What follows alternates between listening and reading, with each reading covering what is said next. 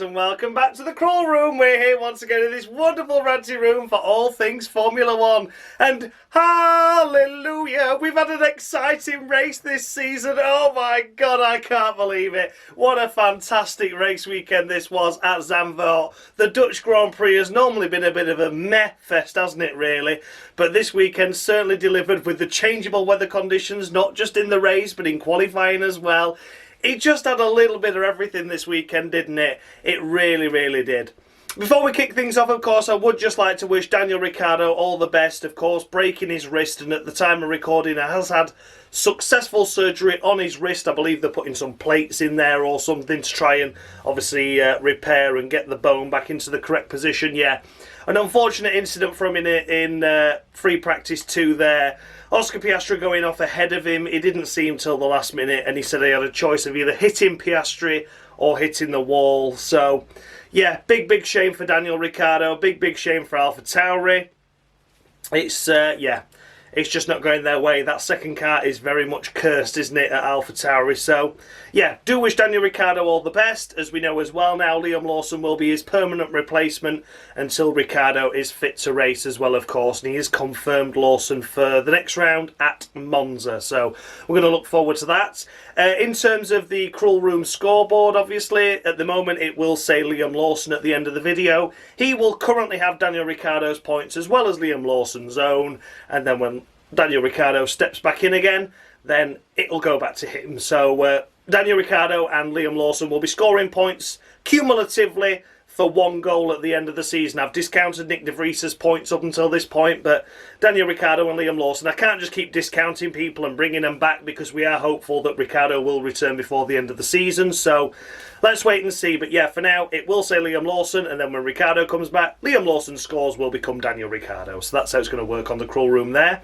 But yeah, I think it's nice to have Liam Lawson at least scoring some points, isn't it? So anyway, without further ado, if you've never seen this series before, I award the drivers out of a maximum of 10 points based on their race weekend's performance, and I go all the way down to 0 if they have a particularly bad one.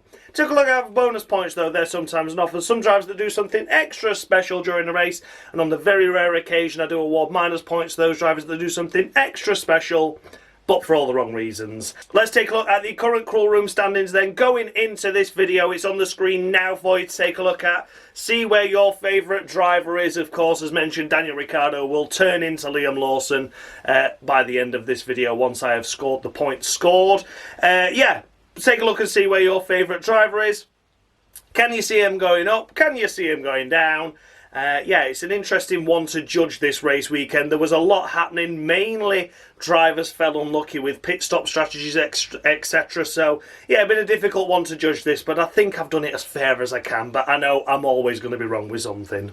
So let's kick things off with the race winner then, Max Verstappen. Well, I don't think there was many difficulties scoring this drive, really, was there? Yeah. I mean, what could be said, really? It didn't matter what you threw at him. You literally threw rain at him at the start, and then you thought, oh, bloody hell, Perez is leading now over him. And then what did they do? They undercut Max and gave him the option of getting the priority stop so that Perez slipped behind him. And then after that, he just walked the distance, didn't he? And to all those, like, the Sky commentary and everything was just so biased as towards, like, oh my God, I can't believe it. Like, why on earth did Perez want to stay out? No, I'm hearing Perez didn't want to stay out. So oh God, did Max ask to come in? No, Max didn't ask to come in. Oh my God, Red Bull have made this decision all by themselves. How controversial. Shut the fuck up trying to make controversy out of something that is absolutely worthless. There is no way on God's earth was Sergio Perez ever going to win the Dutch Grand Prix when Max Verstappen's country is Dutch. You know, he represents the Dutch team. He is from the Netherlands. He is Team Dutch all the way along. Max Verstappen is trying to win 10 races in a row to break the record. Winning in the Dutch Grand Prix would have tied the record with Sebastian Vettel for 9 in a row. Like, what on God's earth was Sky playing at to try and make a controversial decision over nothing? You always knew Max was going to be favoured. It's not fucking new, is it? You know, like, what on earth are you talking about, you silly fools? Of course, Max Verstappen was always going to win the Dutch Grand Prix, and if for whatever reason Max Verstappen fell off, then they would favour Sergio Perez. At no point that race weekend was Sergio Perez ever going to bloody win it, you know, even when they were leading it. Of course they were going to make Max the priority pit stop, so he got ahead of Perez when he pitted. Just shut the fuck up, like, just shut up. Anyway, yeah, so there you go, that's my rant anyway, but yeah. Max Verstappen, apart from that little bit at the start there, where he did a lap longer than most other cars, during the first downpour, he just led every lap commandingly, didn't he? Yeah, that's it, isn't it? Literally throw anything at him. You know, start the race dry, piss it down after lap 1, he can do an extra lap than everyone else, then he's not leading, but then he's leading anyway because he's just got far superior pace compared to everyone else. Then he just takes the lead, then he fucks off into the distance, then we have some more rain, then it dries a bit again, then it rains a bit again. We'll stick wet tyres on, we'll stick intermediate tyres on, we'll have dry tyres on. Don't matter, throw everything at him, he'll do it, and he comes and wins again. So Max Verstappen, 3 from 3 at the Dutch Grand Prix, 3 pole positions, 3 wins in the last 3 years that it's been held. It's a superb record, isn't it? So congratulations, Max Verstappen. It's going to be 10 points to him. It's 10 points, isn't it? And people can go, yeah, but he had a slight off here in qualifying and he went slightly wide there in free practice. Everyone was going off with the changeable weather conditions. And the main thing is, Max didn't make a mistake when it mattered in the race where points count. So there you go. A full 10 points to Max Verstappen.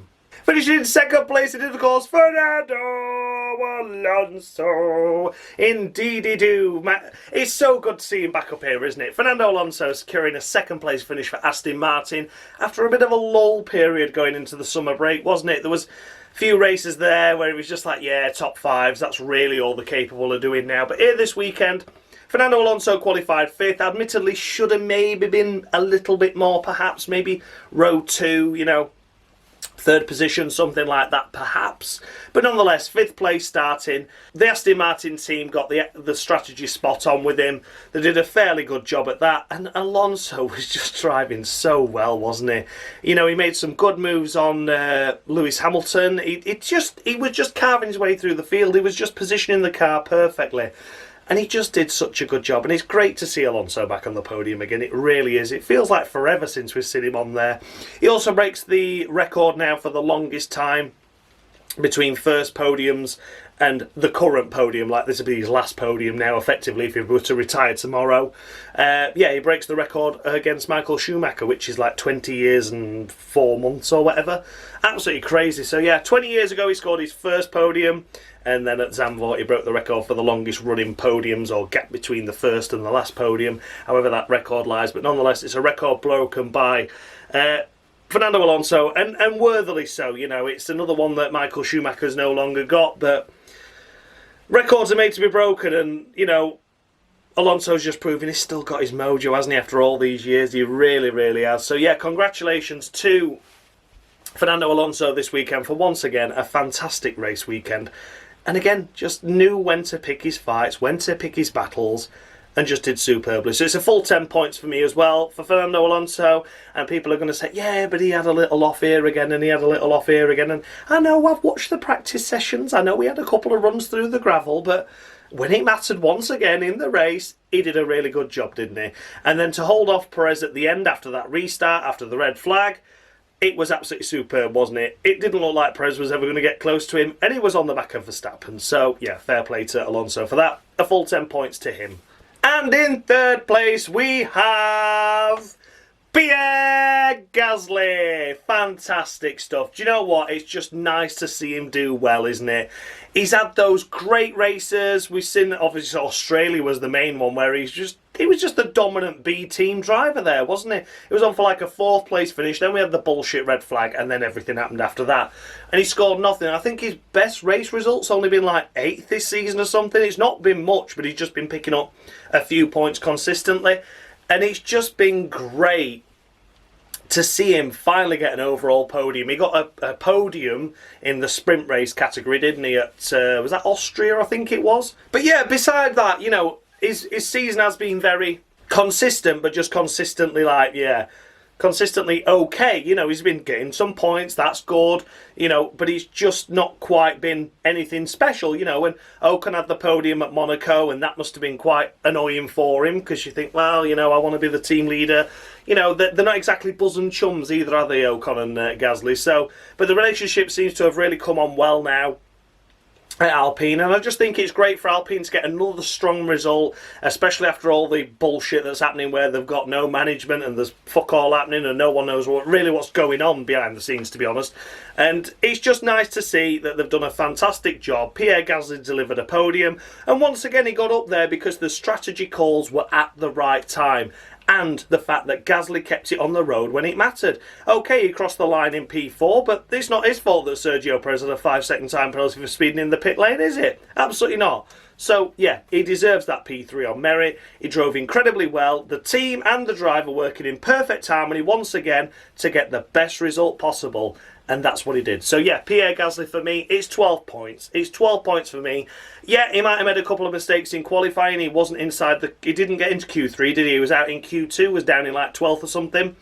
But to come through the field and get third, you know, capitalised on every opportunity, be it a team call, a strategy call, or Gasly overtaking someone for merit on position. You know, everything had to come together, and it did.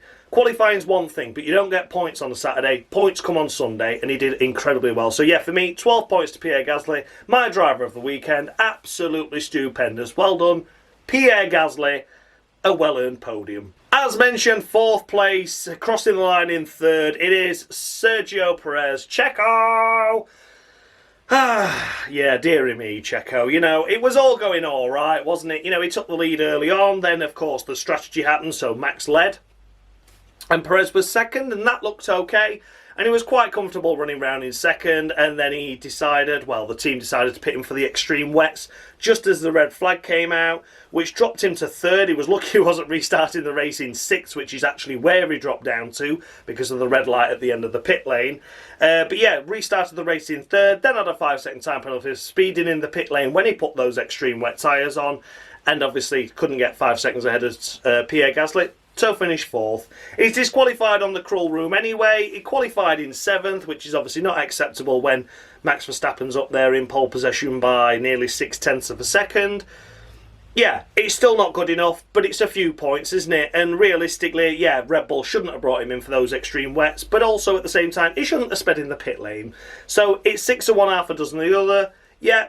A 3rd place went missing as a result of his own stupidity, and a 2nd place went missing as a result of Red Bull's stupidity of pitting him on extreme wets when they should have really known a red flag was going to come out because of those conditions. So, yeah, 6 of one, half a dozen the other, but either way, Perez still in the shadow of his teammate, and once again, even before all this kicked off, he was like 20 seconds behind Verstappen anyway when he was running 2nd, so really once again proves that he's just not got the pace over his teammate. So that's that. Disqualified on the cruel room anyway, so I'm not going to score him points, but that's just my take on his race overall. Once again, just a meh weekend.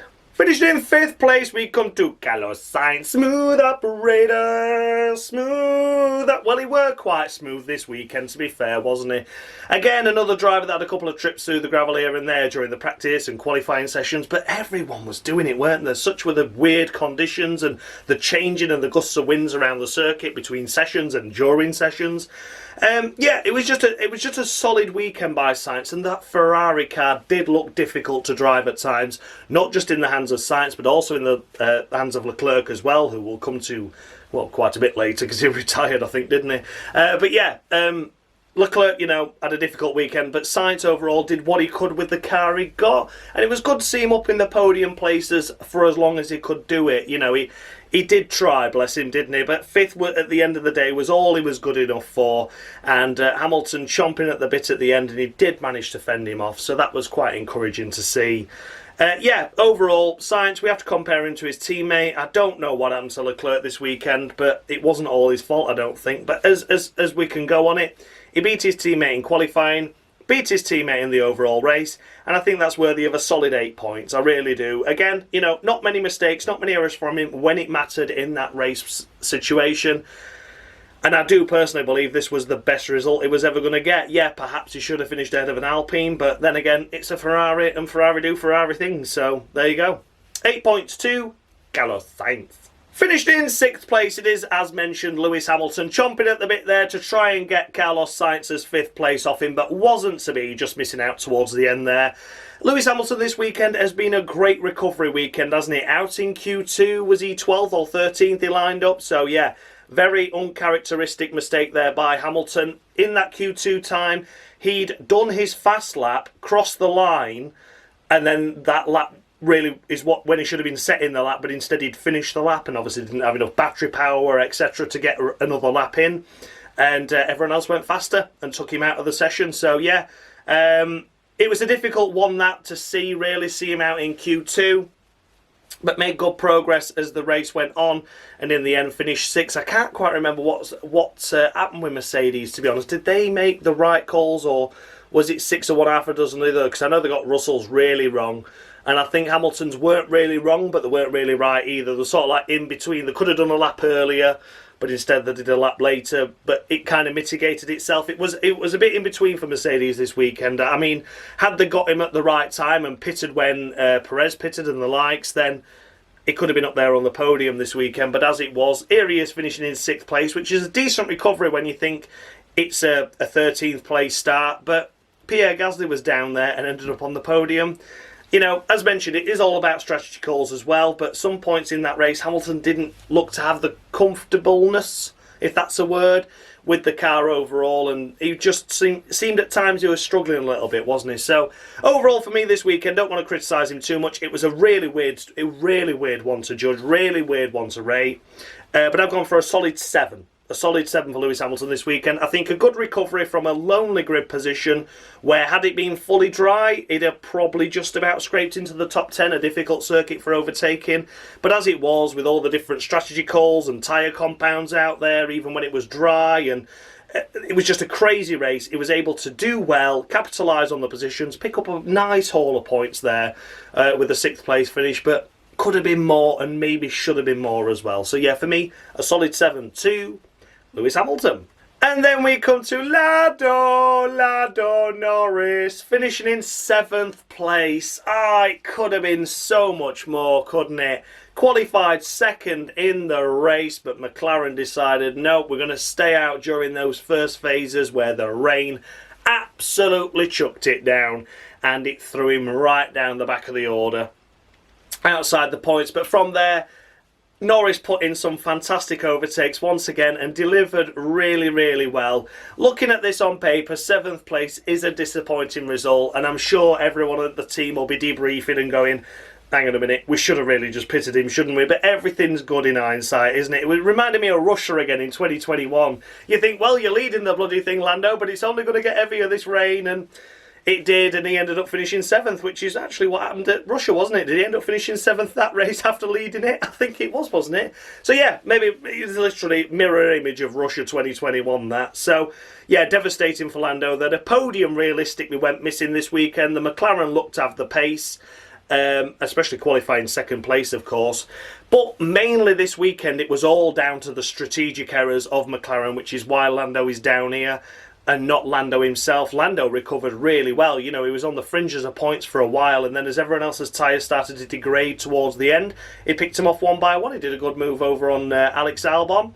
Yeah, he just did some good overtakes, picking the cars off, got himself inside the top 10 for quite a while, and then picked the likes of Ocon up, Albon up, and did really well through there to get those final points. Instead of just being 1 or 2, he made sure it was a 6-point haul for himself and McLaren. So yeah, for this weekend for me, Lando Norris deserved a lot more from it, but it wasn't his fault why he's down here, and I've awarded him 8 points for that. 8 points for Lando Norris. I don't think he did much wrong this weekend, to be honest with you.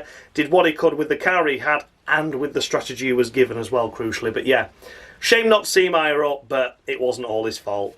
8 to Lando Norris. Finishing in 8th place, it is Alexander Albon after qualifying in, are you ready? Are you ready?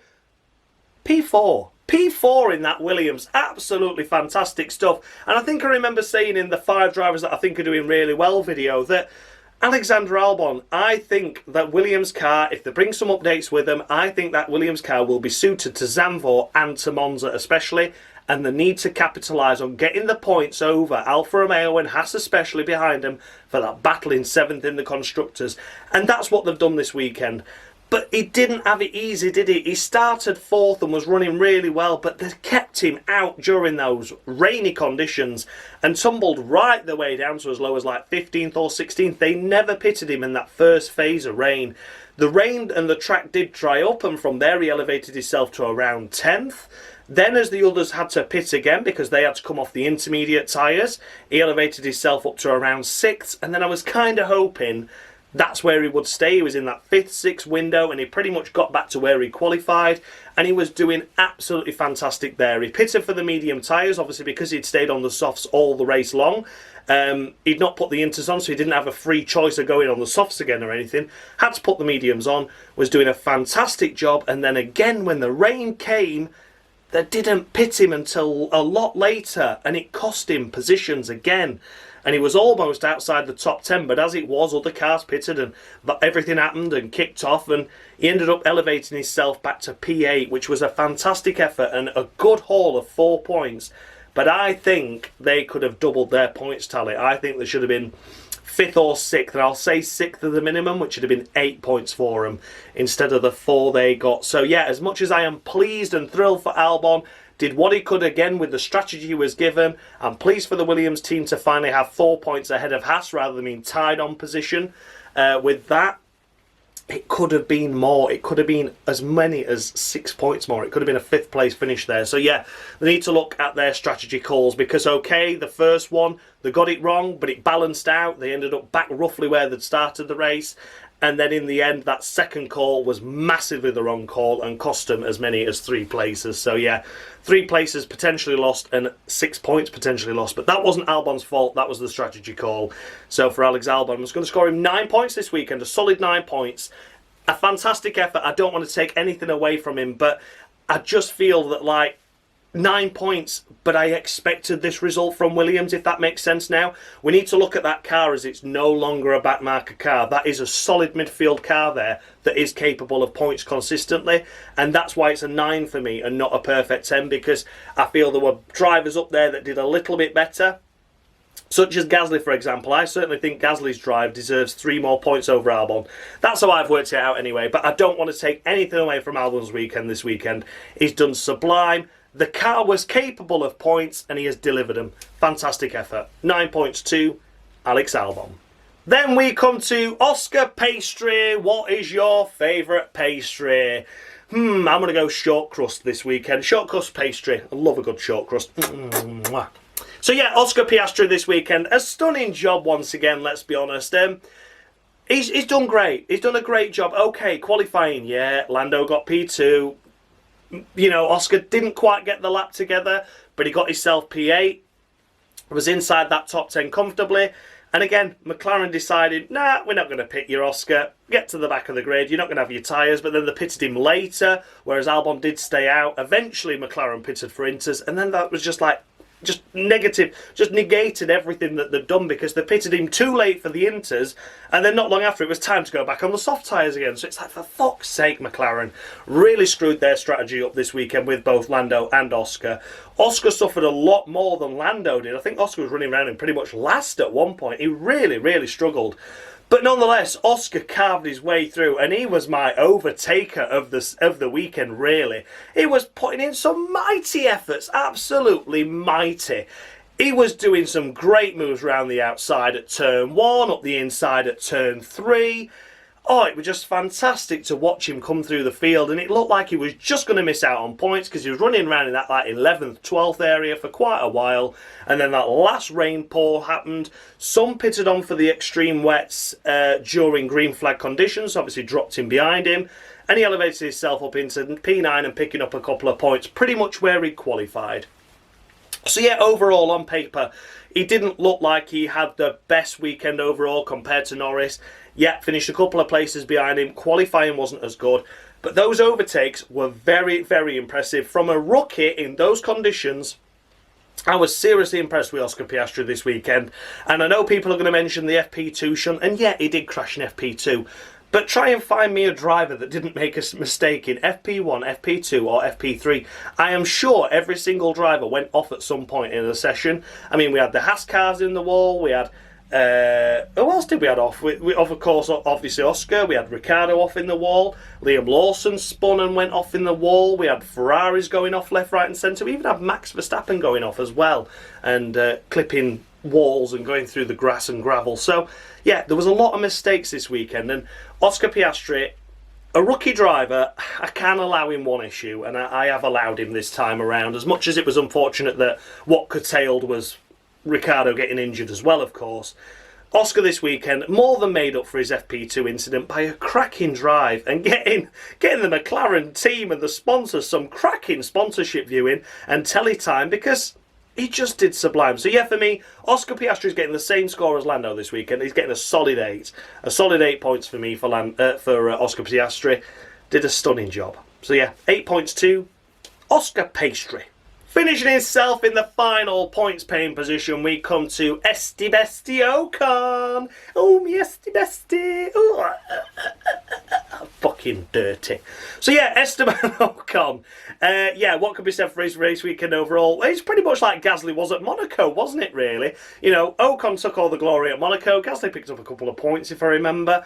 And here he is again. Ocon gets a point. There you go. It's Pierre Gasly's time to get all the glory. Yeah, this weekend for Esteban Ocon, he was out in Q1. That didn't go down too well, did it? But then in the race itself, he had some good moments of brilliance. It must be said there were some good overtakes from him as well. Didn't make any mistakes, but again, bad strategy calls. And, you know, the first one, I think, if I remember rightly, went well, which is why he got up there. But then the second one went wrong, which is why he tumbled back down again, if I do remember rightly. Because there were at one point where the Alpines were very close together on track. And as Gasly went up, Ocon went down. So, for Esteban Ocon this weekend, probably a generous score by a point, I would say, looking back on reflection. But I have awarded Esteban Ocon a solid 7 this weekend because, again, not really done anything wrong. I can't remember that Alpine driver making any serious mistakes. I can't really remember him knocking any wings off or anything like that. And yeah, it wasn't the best weekend by Ocon, but again, it was still solid. You know, it was still solid. So, yeah, Esteban Ocon did okay. Probably generous by a point on reflection, but still, 7 points to Bestie. Now, if you see a slight lighting change, or you see that I'm a bit redder than I were before with the top 10 and after we did Esteban Ocon, I actually had to stop the recording, mid-recording, because by the time I said Bestie enough times, I was desperate for a shit. So yeah, that's where I've been. I was at Donington Park this weekend with a few mates watching the British touring cars, and all we did was just eat barbecue meat for the weekend. So yeah, I have been shitting like a lion. So I'm sure that's put a lot of you off your team, but here we go. In 11th place we come to Lance Stroll. Oh my God, you beautiful bitch, Lance Stroll. Oh, tickle me sideways. What a fucking idiot he's been this weekend. Once again, out in Q2 and running in the points at no point at all this weekend. 11th place was the best he could muster in a car that was capable of a podium finish once again. Rumours were last week that I missed out on, but apparently he wants to become a pro tennis star. Well, there's a big difference between motorsport and pro tennis, and the fact is, Lance, that you can't play Wimbledon and you can't play the US Open just by having money and daddy. It won't work, mate, because you actually have to be good at it and decent enough to qualify for things and to go through the procedure properly, starting your career off here and working your way up, getting a ranking. You know, I think it's the top 64 that gets seeded, then you work your way up, and I think you have to be inside the top 24 to go to the big tournaments and things like that, maybe top 32, something like that.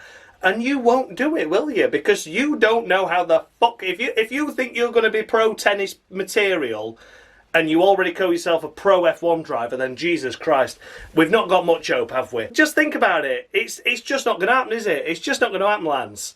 There's no pro tennis star in you. No chance. No chance at all. I mean, let's think about this as well. Your best race this season was when you had broken fucking wrists. Are you going to have to keep breaking your wrist to play tennis well? So your arm can move around a lot more floppily, so you can actually hit the fucking racket and hit the ball.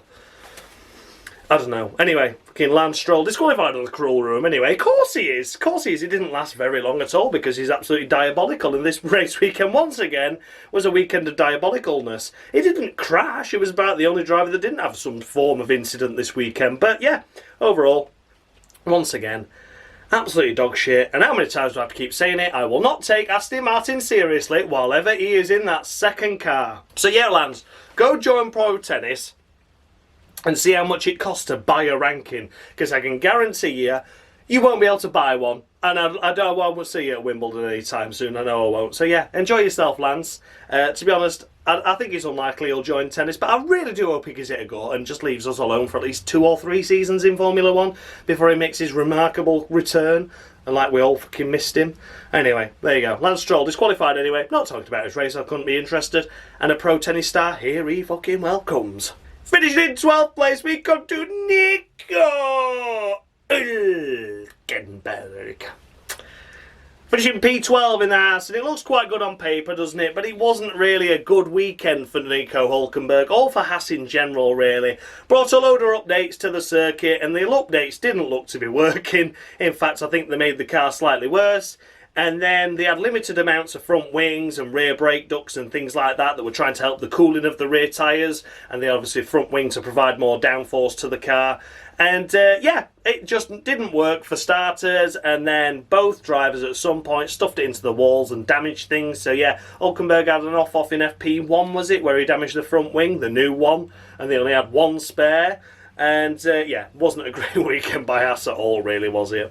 So for Nico Hulkenberg this weekend, it's going to be 6.5. Some of that goes down to the car, some of that goes down to his poor performance in free practice, damaging wings that are really few and far between. They couldn't actually find out if the wing was any better or any worse because the other car was always off in the wall somewhere while they were trying to do comparisons. So yeah, difficult weekend by Haas. 12th place, yeah, it looks good, it looks okay, only a couple of positions away from points, but wasn't a stunning Q3 effort that we used to seeing from the Hulk, and yeah, was just a bit lacklustre throughout. 6.5 to Nico Hulkenberg. Finishing in 13th place, we come to Liam Lawson, the debutant, stepping in for Danny Rick, of course, with his injury. Once again, we wish Danny Rick all the best. Liam Lawson, long overdue a debut in Formula 1, and I'm pleased he's got it. I really, really am. And it looks like he'll have it for Monza at least, and however long Daniel Ricciardo needs to recover. So, yeah, as long as we see him, Liam Lawson has been deserving of this chance. I just wish it had not come with the AlphaTauri squad, as much as we knew it was going to because he's a Red Bull driver. I didn't wish it to come under these circumstances, of course. And the way the AlphaTauri treated Nick de Vries, I don't want to see Liam Lawson in the Red Bull programme at all, to be honest. But what did he do this weekend? He did a superb job, didn't he? Let's be honest. Liam Lawson did a fantastic job. Couldn't do FP1 or FP2, of course, because that was Daniel Ricciardo's sessions. Stepped in for FP3 in tricky conditions, it must be said. Made one mistake in the closing stages with around 15 minutes left. Spun at the final corner and just tagged the front wing on the wall. Didn't do any damage to the car, thankfully. And was able to recover back to the pits during the red flag as well. So was able to complete the session. In qualifying, he made his mistake on his best lap in Q1. So yeah, him being 1.3 seconds slower than Bottas, the next car, in that qualifying session, really didn't show his true pace. He was just unlucky with the changeable weather conditions and when he made a mistake. Again, a rookie. It's one of those things, it happens.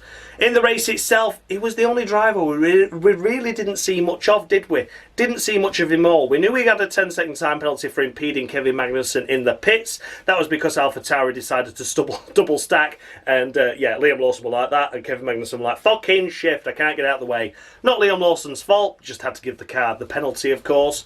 Yeah, and then overall from there, he served that 10-second time penalty and just drove well. It wasn't like there was anything wrong. I mean, at one stage, he was actually behind Tsunoda, and he finishes ahead of Tsunoda due to a time penalty for his teammate. But yeah, he's done a solid job, you know, a solid job for a debut where he's only had FP3 and, you know, a few laps in qualifying because he only made Q1, of course. He didn't get to the others. And then stuck in a race that had changeable conditions, wet tyres, intermediate tyres, slick tyres, back to wet tyres again.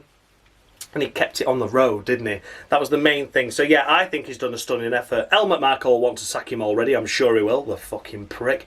But Liam Lawson has done a superb job standing in there, and he's thoroughly deserving of a solid 7 points. He really does. He's done fantastically well this weekend, and I don't want to criticise him at all because there's nothing to criticise. It was such a good effort, and yeah, his time will come. I think Monza will build up more confidence. He gets a full session of practice.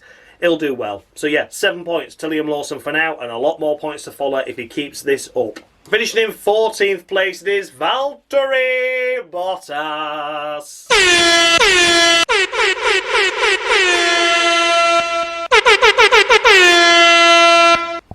The King of Malaysia was at the Monaco Grand Prix. I wonder if we could see a return to Sepang. I never had the chance to crash there. There we go, had to be Latifi of the week to Valtteri Bottas, of course, because he did absolutely dog shit all race long, didn't he? He really, really did. He struggled and struggled and struggled. Don't know what happened there. He said in qualifying, he qualified 19th. Well, I'll tell you what happened, Bottas. You fucking passed it, and the sooner you're out of that Alfa Romeo, the better. He's on a final warning from me now officially because he's received 3 Latifis, and after you receive more, you can't get more than 3 Latifis. It's just going to be disqualification from here. He underdelivers at any further point during this season. Latifi will be giving him a disqualification, and he will join the likes of Lance Stroll and Sergio Perez in the disqualification pile. So yeah, really needs to book his ideas up now. No mistakes from here on in, but I don't think he's going to survive past Monza.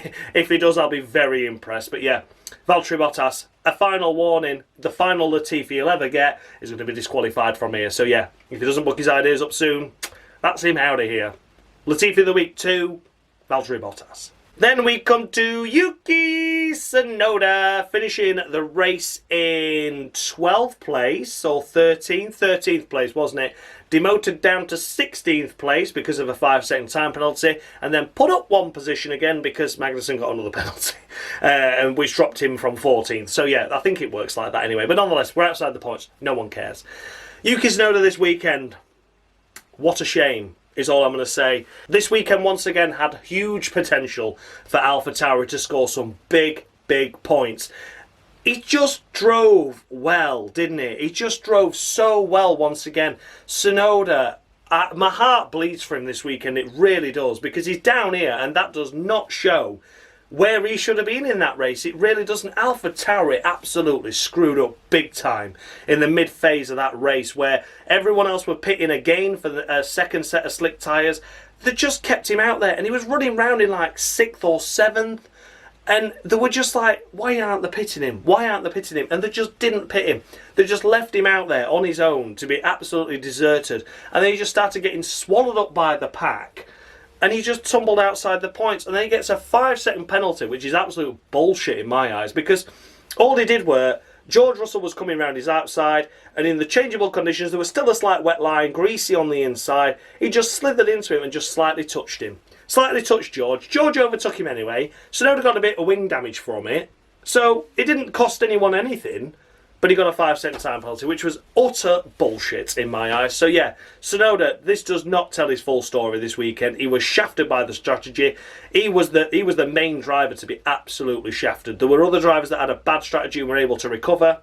Tsunoda couldn't recover this. It was unrecoverable. He was getting overtaken by the cars that are pitted that he were racing with. You know, they gained 20 seconds on him. It was just impossible. So yeah, for me, Yuki Tsunoda this weekend deserves so much more than he got. He doesn't deserve to be finishing down here. It's 8 points for me. 8 points, I don't care what anyone says. You look back at that race and see how great a job Yuki Tsunoda did, and tell me he doesn't deserve 8 points. That was not his fault at all. That 5-second time penalty were bullshit as well. I don't know what it is, but they seem to just like to gang up on the backmarker teams and the slightest penalty for the slightest thing. But then when you're a big team and you can have Norris and George Russell coming together towards the end of the race, no penalty either way for them. Well, surely there's someone to blame. You can blame Tsunoda for not causing damage, only to himself, and didn't affect George in any way. But you can give Tsunoda a 5-second time penalty, so give George a 5-second time penalty then, even with a puncture. Or give it Norris. I don't care. But keep it consistent, will you? Fucking joke. So yeah, Tsunoda for me drove superbly, shafted by the strategy, shafted by the FIA, deserved points and deserved a good haul of them as well. 8 points to Tsunoda. Then we come to Kevin Magnussen finishing in 16th place, and it wasn't a great race, was it? I think he crossed the line 14th, demoted to 16th with a 10-second time penalty for falling more than 10 car lengths back at the safety car restart after the red flag period. Made no difference anyway. 14th, 16th, who cares? You're still well outside the points. Crashed in FP3 on an outlap, which is very silly. Damaged the rear brake ducts, which were new. Damaged the front wing, which was new. So Haas wasn't very pleased. And in Gunter's words, he was pissed off with him. Kevin Magnussen and Nico Hulkenberg get re-signed for Haas for next year. How did they deliver that strong signing and that relationship? Oh, well, they're both going to keep crashing out. So, yeah, Kevin Magnussen was very lucky to avoid a Latifi of the week this week, to be honest with you. Not really doing much once again in the race, but he had that good phase where they got the strategy right at the first call, and he was up inside the points, but then dropped like a stone once again, didn't he, outside the top 10.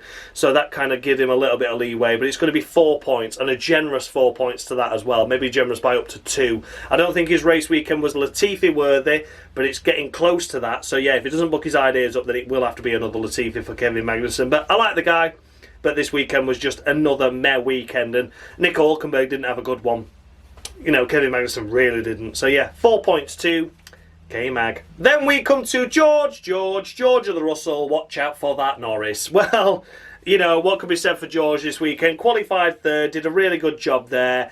Didn't pit in the rain, tumbled down to as low as 17th or 18th place, made his way up back to as high as 6th, then had a late battle with Lando Norris and got a puncture from that, and ended up finishing down here as last of the runners. So yeah, George Russell this weekend, I could criticise him. There's nothing really to criticise though, is there? You know, people are going to say, well, he's down here, he deserves a bad score, but I don't think he really did anything wrong. The racing incident between Norris and Russell was just that. He was fighting over positions. It wasn't his fault he didn't get brought into the pits. You know, he followed the team order and didn't pit. Shame. Overall shame. So I've literally just scored him as retirement. I think middle of the road 5 to George Russell is fair this weekend. It could have been a lot more from him. He recovered well after the poor start that he had due to the obviously the weather conditions and the fact that Mercedes didn't pit him.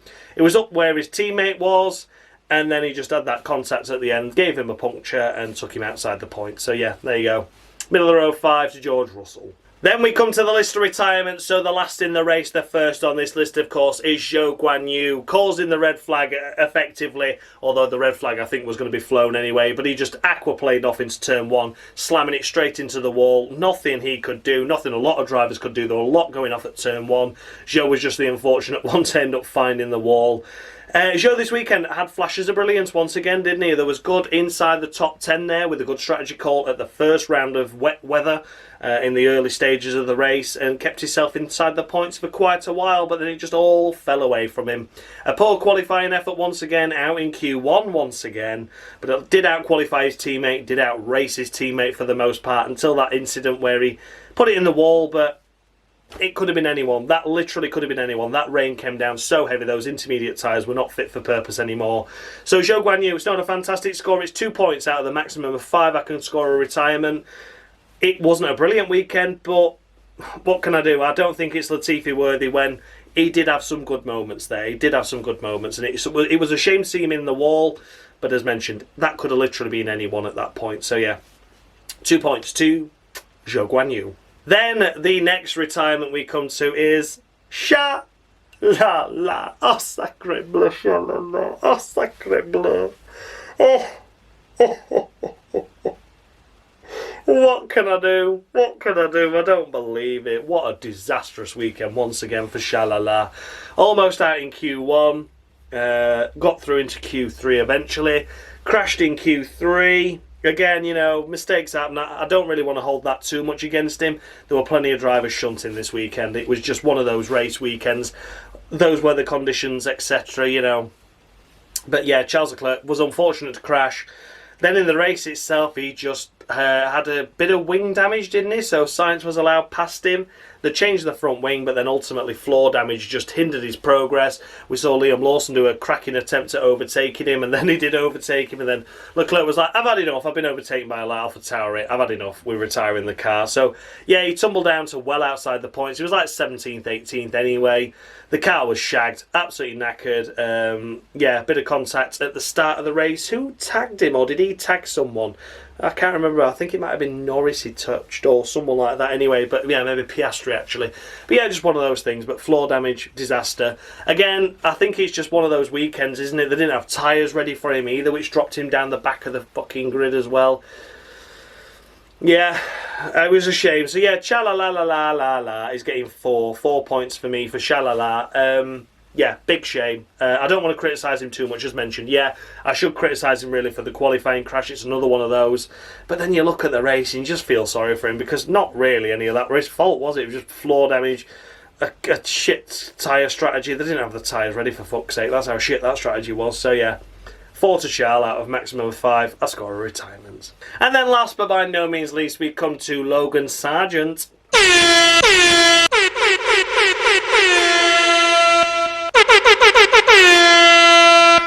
Hey, hosers. Sure, I've had a couple of martinis, but that was normal when I was behind the wheel of my Formula One car. Those were the days.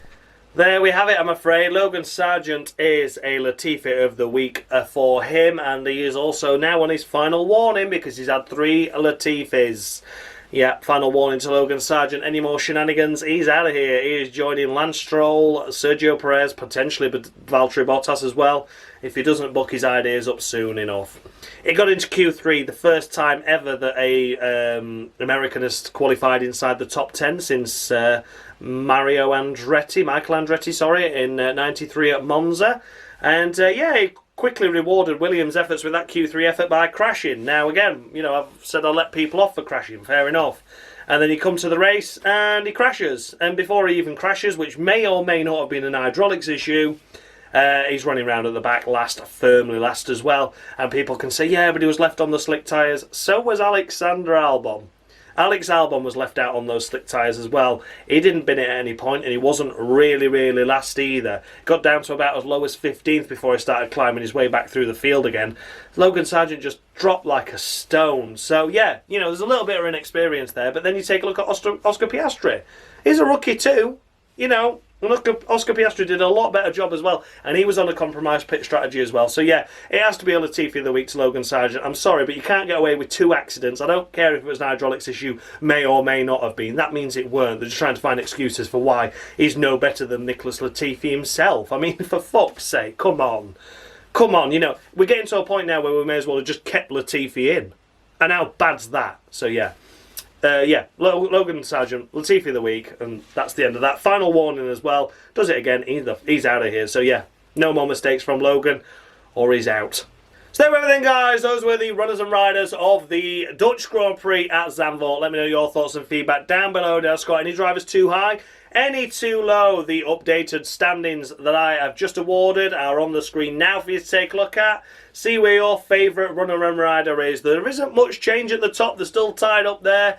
I believe Tsunoda closes in by a point on Hamilton. There's a little bit of mixing in the mid-grid, but for the most part, everyone stays the same. The order is finding its feet now, isn't it, gradually, as we get through the race weekends, get through the seasons. Where the pecking order is pretty much where the pecking order stays. You can see who's the best, you can see who's the worst. And yeah, as you can see, 3 Latifis for Logan Sargent, 3 Latifis for Valtteri Bottas. That means they're on their final warnings. Any more shenanigans from the pair of them, they will be joining Lance Stroll and Sergio Perez in the disqualified pile. A massive thanks, as always, goes out to Dan of formerly Mushy Gaming, currently Dan Bartlett, for his work that he does with this series. He's providing me with the scoreboard that you see on your screen now, for the intro, for the outro, for the driver icons that you see in your top left or top right corner as I talk about them. And yeah, he's a great guy, and I massively recommend you go check his channel out because he's a fantastic gamer as well. He does loads of classic gaming stuff that you should really check out. Who, of course, could forget F1 Games PlayStation, Mr. Dave. Now, Mr. Dave, you know all about Mr. Dave. F1 Games PlayStation is very much that. He does F1 racing games on his YouTube channel. He does current games, he does older games, he does the all seasons career mode, which is on episode 6662, and yeah, it's not getting boring at all, Dave. And of course, Dominic Orlando, a massive thanks go out to him for providing me with the voice of Nicholas Latifi. So I'll see you all in, is it this week? Is it this week already that the Monza Grand Prix is? I believe so. Anyway, yeah, you'll see me all soon anyway for another exciting episode of the Cruel Room series. Thank you so much for watching, guys, and as always, much love.